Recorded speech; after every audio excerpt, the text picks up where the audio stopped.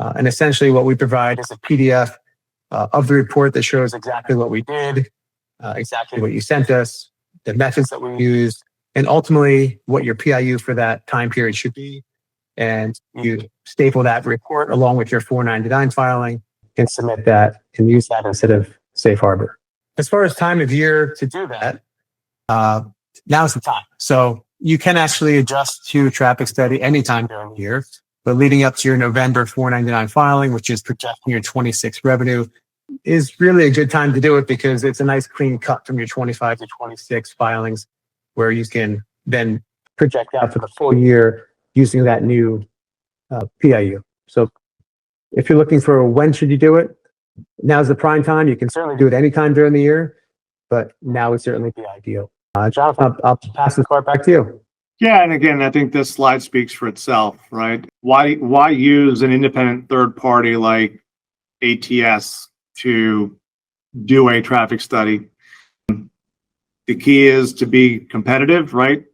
Ryan's been hammering that point home that if you're not doing a traffic study, if you're not allocating based on your actual utilization of interstate and intrastate, you are good chance you're spending more and your customers are having to pay more in contributions than your competitors. It also helps to be compliant, right? It's that long track record of success that Ryan mentioned, and again, we'll knock on wood, but even knocking on wood, at the end of the day, the way they do their traffic studies is sound. It's supported by the data. All the data is going to be there and available, produced by a third party if ever audited, So again, another good reason to consider a independent third party traffic study. And the last one is the intersection of privacy laws and document retention rules. So for companies, I've experienced this in my practice. Companies don't want to hold on to their customers' confidential information, and CDR records are CP&I, customer proprietary network information.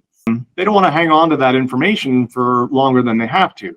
Of course, in order to support your revenue reporting, you have to have up to 5 years worth of records to defend your USAC 499 revenue reporting. So on the one hand, you have to have your CP&I, those CDRs, for 5 years, no less than 5 years. On the other hand, you've got these increased pressures from the state privacy laws and even international to minimize how long your company is holding on to this data. And there's an economic pressure too, right? Storing all that data, it's huge volumes of data, it can be costly. So shift that burden of maintaining that data to a third party like ATS, okay? You shift it off of your desk and put it onto theirs. You're no longer in possession and control of it. ATS is. They're doing so by contract and complying with the CP&I regulations in doing so. And it allows you to maintain healthier practices internally. All right, so as I was just summarizing, probably going into too many details with my summary, as I tend to do, to be competitive, you need to be optimized.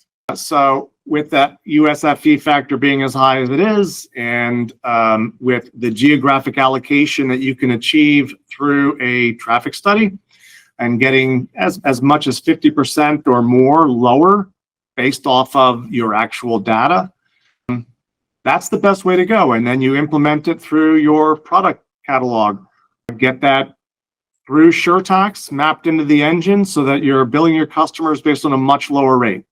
We tend to, at our organization, work with clients through a detailed step-by-step, very thoughtful process where we're not just looking at the geographic allocation, we're also looking at other ways to unbundle bundled services. The key ones being, let's segregate out the telecom or the assessable component of a bundle from those elements of a bundle that are not accessible by law. And you can visit our website and download a brochure that talks you through that process, a 4-step process that ultimately leads to, a safer 5th step, which is outsourcing your compliance. Next slide. Number 2, Again, why we support using an independent third-party traffic study. They're easier to defend. They've been successful. They're highly reliable.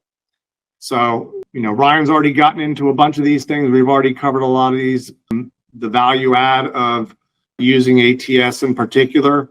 So we won't dwell on those. We'll just move on to the next slide. And again, in my summary, I covered quite a bit of the intersection of privacy law and FCC record keeping rules. And once again, another key benefit of working with an independent third party like ATS to maintain your information so you don't have to. And with that, I guess we will pass it over to our good friend David. Carry us home. Thank you, Jonathan. So traffic studies are great. They definitely help to bring down that FUSF burden on you and your customers. But there's an even better way, perhaps, to approach the FUSF management, and that's with unbundling. As Jonathan explained earlier, there's typically VoIP providers are selling their products in a package, and that package has both assessable elements for the Federal Universal Service Fund as well as non-assessable elements. In fact, the non-assessable elements will typically exceed once the telecom assessable components once we peel back the onion, and there's a reason for that. The non-assessable elements include not only things that are like software, as we discussed, as it's been touched on, and other elements, support and whatnot.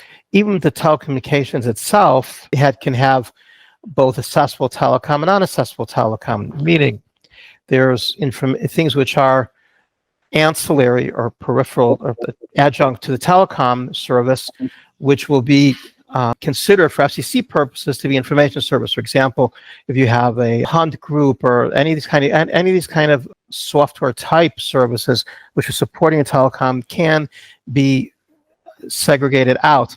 We don't necessarily recommend that you take a whack at it, yourself, but certainly under the guidance of a professional like Jonathan and his team, and others who are experienced at this, they can assist you to peel back the onion in your package and significantly bring down the non-accessible percentage, so that Ryan suggested earlier that your traffic study can typically bring down your accessible FUSF by half by having a PAU switch from interstate to interstate, and we think that you can do even better on that with proper and successful unbundling.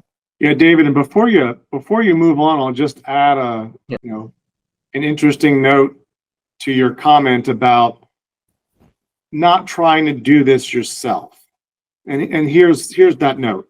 If you try to do it yourself and you fail and you get audited or you have a review by USAC and they determine that you couldn't support the allocation that you came up with, they're not going to say, oh, come back and have another bite at the apple. They're going to default you back to the safe harbor.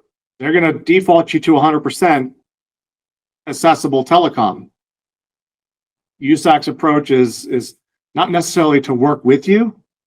So if you can't support what you've done in how you've reported, they're going to make it as painful as possible. And then you're going to find yourself having to appeal to the FCC, waiting forever to get a decision.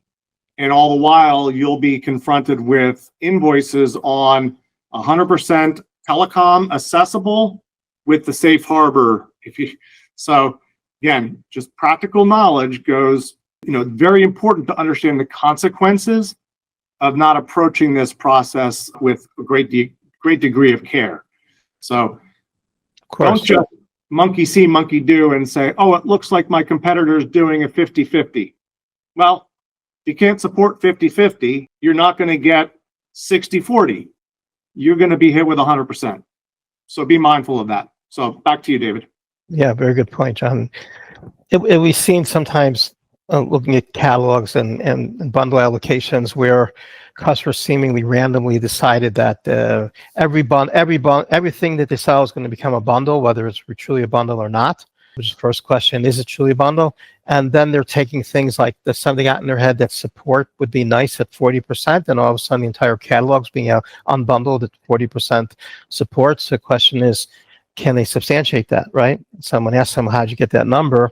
They can't support it. They're going to be a very wrong side of the audit. Yeah. And you can be helpful in kind of pointing out to the companies that you're working with that, looks a little tough, a little aggressive there, but you're not the attorney. You're not hired to be their attorney. At the end of the day, they're going to suffer the consequences of whatever decision they make. I won't speak for you, David, but your role is get them onboarded, get them implemented so that they can start applying their policies to their billing practices. And, again, I'll let you speak for yourself, but you're not supposed to be their lawyer, and you're not. Of course. So there are some kind of standards when you want to use best practices. Well, we're actually moving on here because we're going to move. And certainly, these things that we just talked about, Jonathan, you mentioned, are true in bundling and also true in cost recovery. And how does this all discussion of cost recovery play into what we just talked about bundling? Well, it definitely one leads into the other, because at the end of the day, when you bring down that part of the invoice, part of your bill for taxes, fees, surcharges, there's also something we call other. And that other would be potentially a cost recovery. So kind of all is going to be lumped together when you're doing it right. We have truth in billing, which we'll touch on. When you bring down that tax portion of your bill, actually surcharge portion of your bill, by bringing down the FUSF, by managing it correctly, by doing a traffic study, you're going to have significantly bring that by half the burden. So let's say on $100 at 38.1%, you're going to come down from maybe $24 and change to half or even a little bit less. At the same time, that presents an opportunity. And the opportunity is that you can have a carefully, craftily, lawfully designed cost recovery fee, which if you time this at the same time as you're doing your traffic study, if you haven't been doing a cost recovery, it's an opportunity to bring up that portion of your bill and being seamless. Now, how seamless will it be depends how much we're rolling into this. If we roll in both the traffic study together with unbundling, the traffic study, let's say 50% or more, your unbundling could even be more than that. You have a double reduction of your bundle. That's really going to bring down your FUSF liability tremendously. So again, big opportunity to take a look at the cost recovery fee, but you have to make sure that it's reasonable. These aren't typical, Jonathan, I don't believe these are typically questioned so frequently by USAC, but you never know, right? And especially the tier ones definitely do have issues, whether it's from USAC or from class action lawsuits. Right. So whoever's going to question it, you want to make sure that you could back it up. Yeah, and again, this gets into some fine lines with respect to the FCC's statutory jurisdiction over different types of service providers. On the one hand, if you're interconnected voice over IP, you're not clearly a Title II common carrier like a traditional telecommunications services provider would be. A interconnected VoIP provider, they should be more concerned about state consumer protection laws.